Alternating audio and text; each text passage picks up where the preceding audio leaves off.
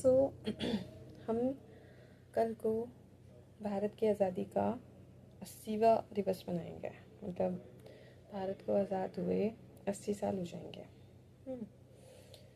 लेकिन सवाल ये है कि क्या भारत सच में अंग्रेज़ों से या अंग्रेज़ों की वो जो मानसिक स्थिति थी उससे आज़ाद हो पाया अभी भी।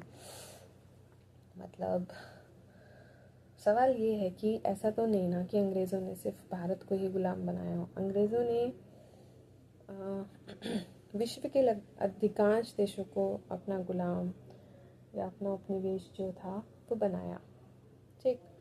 लेकिन देखें कहीं ना कहीं तो विश्व का लगभग हर देश जो है उस संस्कृति से, अंग्रेज़ों की उस संस्कृति से, उस कल्चर से, उस भाषा से, उनके ट्रेडिशन से पूरी तरह से फ्री हो गया।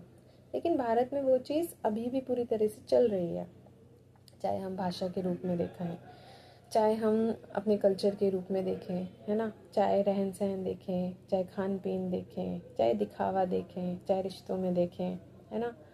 मतलब बहुत ज़्यादा ओपननेस, बहुत ज़्यादा जो वेस्टर्न कल्चर में हमें दिखती है वो जो है हमें वो अभी भी देखने को मिल रही है। तो भारत भले ही ऊपर ऊपर से अंग्रेज़ों से आज़ाद हो गया हो, लेकिन क्या मानसिक रूप से आज़ाद हो पाया? क्या भारत सच में क्या बोलते हैं उसे, गंदगी मुक्त हो पाया? मानसिक रूप से तो अभी भी भारत उन्हीं बेड़ियों में जकड़ा हुआ है। आज भी भारत में शिक्षा, अभी तक भारत के 100% एजुकेट नहीं हुआ है इंडिया, ठीक है। स्वास्थ्य की हालत देखें, बच्चे अभी भी कुपोषण से मर रहे हैं, भूखमरी अभी भी है भारत में। स्वास्थ्य की हालत देखें वो बहुत बेहतर है नहीं। यूनिवर्सिटीज़ देखें तो अभी भी भारत की कुछ सिर्फ 1-2 यूनिवर्सिटी ही टॉप 100 में या टॉप 50 में आती हैं, टॉप 10 में तो कहीं होती ही नहीं है, ठीक है।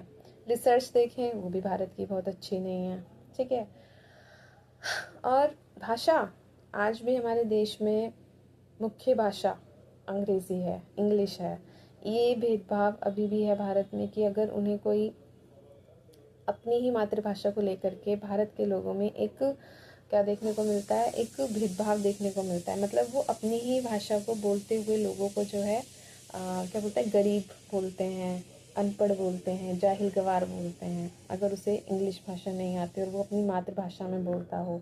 आज भी हम लोग कहीं इंटरव्यू वगैरह देने चाहते हैं तो वहाँ पे इंग्लिश भाषा को प्रमुखता दी जाती है। स्कूलों की बात करें तो स्कूलों पे तो इंग्लिश मीडियम और हिंदी मीडियम का, इंग्लिश मीडियम का टैग लगा करके जो स्कूल एजुकेशन को बिजनेस बनाया गया है वो तो सबको देखने में आ ही रहा है, ठीक है, ये वाली चीज़।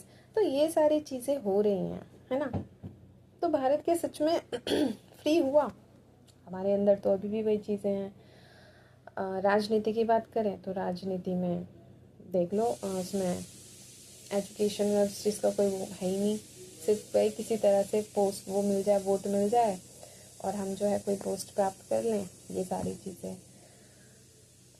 एजुकेशन को इतना इम्पोर्टेंस दिया नहीं जाता, ठीक है।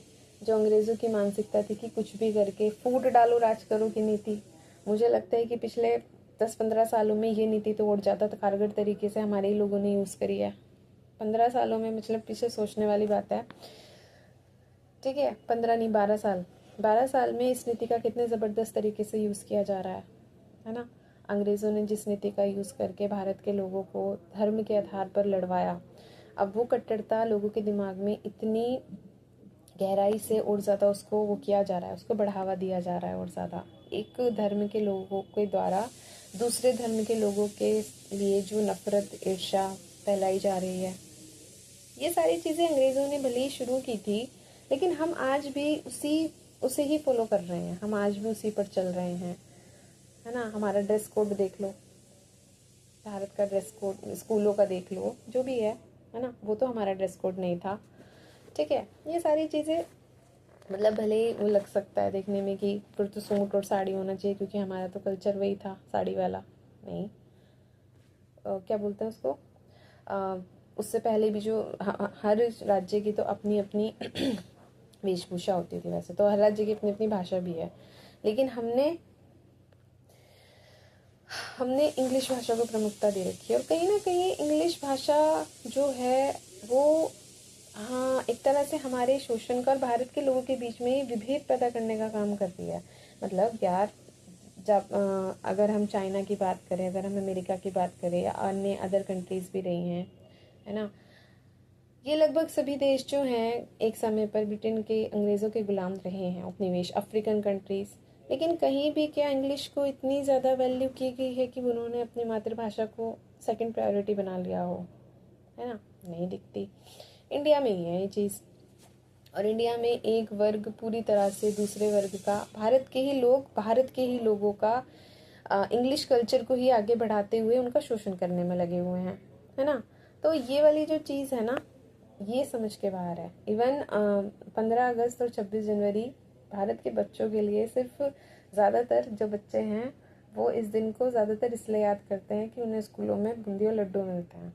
बताओ, मतलब वो उनके लिए ये दिन कोई खास ज़्यादा महत्व नहीं रखते, क्योंकि उन्हें उस कहानी का, क्यों कैसे आज़ाद हुए, क्यों अंग्रेज़ों ने हमें गुलाम बनाया, ऐसा क्या कारण था, क्यों ज़रूरत पड़ी, भारत के जो आंदोलनकारी थे, भारत के जो क्रांतिकारी थे, उन्हें क्यों ज़रूरत पड़ी भारत को अंग्रेज़ों से आज़ाद कराने की, उन्हें वो कारण ही नहीं पता। और ऐसा नहीं है कि कारण उनको बताए नहीं चाहते, पर वो जानना नहीं चाहते, है ना, जानना नहीं चाहते। ठीक है। विषय, सब्जेक्ट्स जो हैं वो सिर्फ इस बात पर फोकस हो गए हैं कि बच्चों को बस पढ़ाया जाए, एग्ज़ाम दिए जाएं और वो पास होकर के दूसरी क्लास में चला जाए, बस उनके लिए इतना ही मतलब है। सब्जेक्ट्स को वो ये जानना ही नहीं चाहते कि उसमें है क्या, उस कहानी में ऐसा क्या है, उस टॉपिक में ऐसा क्या है, ऐसा क्यों हुआ था। वो जो क्यों और कैसे वाले क्वेश्चन है ना, वो उनके माइंड में आ ही नहीं रहे हैं। ठीक है। तो ये वाली चीज़ जो है मतलब पढ़ाई एक तरह से जानने का विषय होना चाहिए था, लेकिन हमने उसको सिर्फ और सिर्फ एक फॉर्मेलिटी बना दिया। भारत में एजुकेशन सिर्फ एक फॉर्मेलिटी बन गई। और बिजनेस देखो कितना बढ़िया तरीके से बिजनेस चल रहा है एजुकेशन का ही। ट्यूशन क्लासेस अलग से चलती हैं, स्कूल्स अलग से चलते हैं, प्राइवेट स्कूल्स बहुत महंगी महंगी फीस लेते हैं, सरकारी स्कूल नीति आयोग की रिपोर्ट के अनुसार कितने सरकारी स्कूल बंद हो गए क्योंकि वहाँ पे बेसिक फैसिलिटीज़ नहीं थी, या फिर बच्चे जो हैं बहुत कम बच्चे जो थे उन स्कूलों में रजिस्टर्ड थे। ठीक है।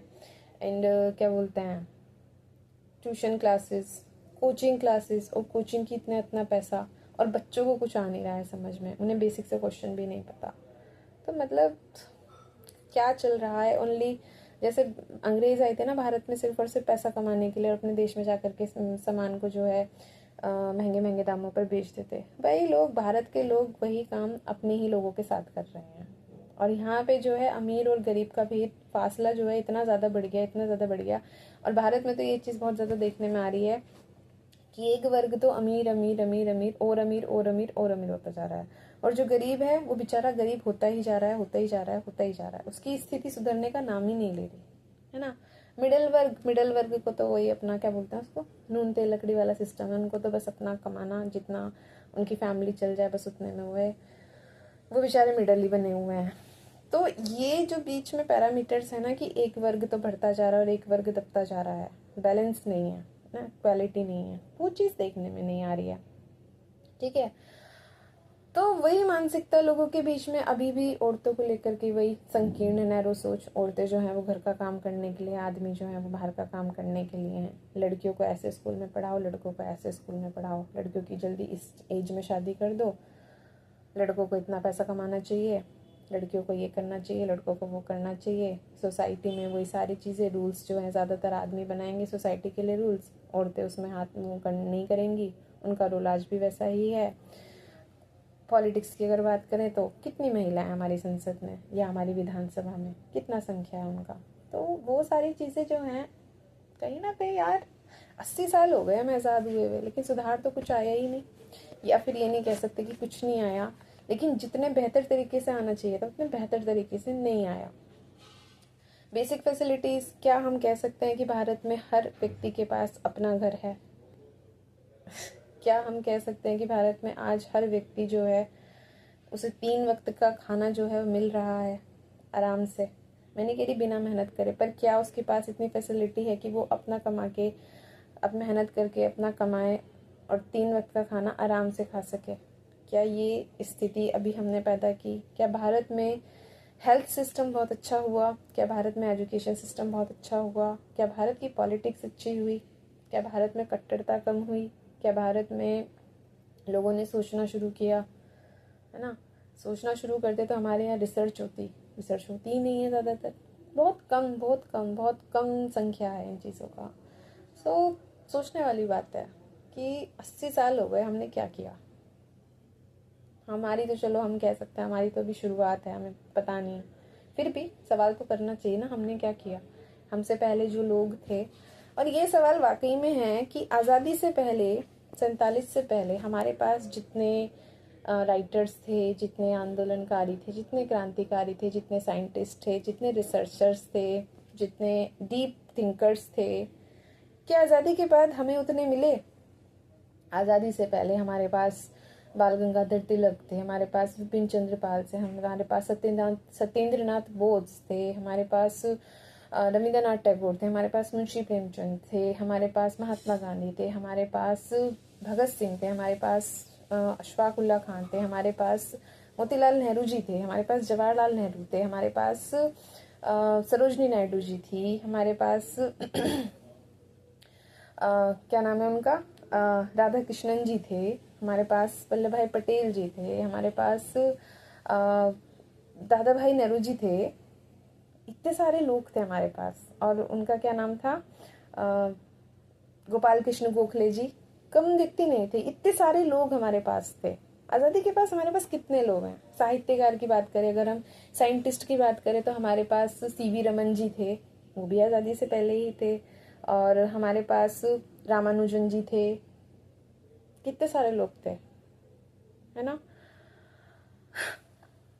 और भी बहुत सारे हैं जिन जिन के नाम याद आए, इनके तो ये बहुत फेमस है इसलिए इनके नाम याद रह जाते हैं, लेकिन ऐसे बहुत सारे लोग हैं जिनके नाम शायद हमारे सामने भी नहीं आ पाए, है ना। बहुत सारी लेडीज भी रही हैं, बहुत सारे जेंट्स रहे हैं, बहुत सारे वृद्ध लोग भी रहे हैं। आज़ादी के बाद हमारे पास कितने साहित्यकार हुए, कितने रिसर्चर हुए, कितने साइंटिस्ट हुए, है ना। कितने आंदोलनकारी है, कितनों ने सरकार के विरोध में आवाज़ उठाई है, कितनों ने आंदोलन किए हैं, कितनों ने हड़तालें की हैं, कितनों ने सरकार से सवाल किए हैं, है ना। मिले हमें आज़ादी के बाद ऐसे महान लोग। कह सकते हैं कि हमें आज़ादी के पास, हमारे पास तो और ज़्यादा खान होनी चाहिए थी, क्योंकि हम कह सकते हैं कि जब अंग्रेज थे, जब तो लोगों को मौका नहीं मिल रहा था अपने विचार लोगों के सामने लाने का, लेकिन जब हम आज़ाद हुए तब तो हमारे पास पूरी खुली तरीके से छूट थी कि हम अपने विचार बोल सकते हैं, हम अपने विचार लिख सकते हैं, हम सरकार से सवाल कर सकते हैं कि अगर हमारी देश की, हमारे द्वारा चुनी हुई सरकार है तो वो क्या कर रही है, कितने साहित्य लिखे गए, कितनी किताबें लिखी गई, कितने राजनीतिक ग्रंथ लिखे गए, ठीक है। कितने साइंस को लेकर के रिसर्चेस हुई हैं, ये सारी चीज़ें। पर हमारे पास उतना कुछ नहीं है, अभी भी नहीं है। इवन हम लोग ना दो चीज़ों के गुलाम हो गए और ज़्यादा। पहले तो जो वो बात मुझे अभी भी याद आ जाती है, जो भारत का वो था, क्या नाम था उस व्यक्ति का, एक व्यक्ति था जिसने भारत के लिए शिक्षा नीति बनाई थी, मैं उसका नाम याद नहीं कर पा रही बिल्कुल भी। उसका एक विचार है कि मैं ऐसे लोग तैयार करना चाहता हूँ जो देखने में तो बिल्कुल भारतीय ही होंगे, लेकिन उनके विचार, उनकी सोच, उनका रहन सहन, उनका कल्चर, दिमाग से वो बिल्कुल अंग्रेज होंगे। वो चीज़ें हमें आज भी देखने को मिलती हैं इंडिया में। मतलब वो, मैं उस व्यक्ति को, जब मुझे उसका नाम याद नहीं आ रहा, लेकिन मैं जब भी उस व्यक्ति की वो कोट याद करती हूँ ना, तो मैं ये सोचती हूँ कि वो व्यक्ति कितना दूरदृष्टि रखता था। मतलब उसने कितनी मेहनत की होगी उसने ये काम करने की। भारत आज भी उसी स्थिति में जी रहा है, भारत के लोग आज भी उसी स्थिति में जी रहे हैं। अगर हमने उस चीज़ को बहुत डीप पढ़ा होता, अगर हमने उसके विचार को बहुत गहराई से समझा होता, तो क्या हम ऐसे होते? नहीं होते। वो हमें अपने लिए एक अपमान लगता, है ना। लेकिन हमें अपने लिए अपमान लगता ही नहीं है ना। हमें लगता है कि अगर हम लोगों के साथ कदम से कदम मिलाकर चलना है ना, लोगों के साथ खड़े होना है, तो हमें भी उनके जैसा होना होगा। हमारी कोई अपनी अलग पहचान नहीं होनी चाहिए, हमें उनके जैसा ही होना होगा। ये मेंटेलिटी इंडिया के लोगों में बहुत गहराई से बैठ गई है।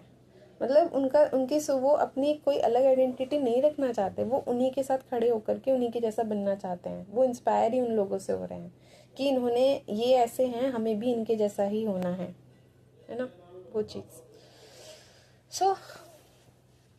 सोचने वाली बात है। आज़ाद हुए हमें 80 साल हो गए, पर क्या सच में हम मानसिक रूप से भी आज़ाद हो पाए या उन्हीं सिद्धांतों पर, उन्हीं बातों पर चल रहे हैं अभी भी।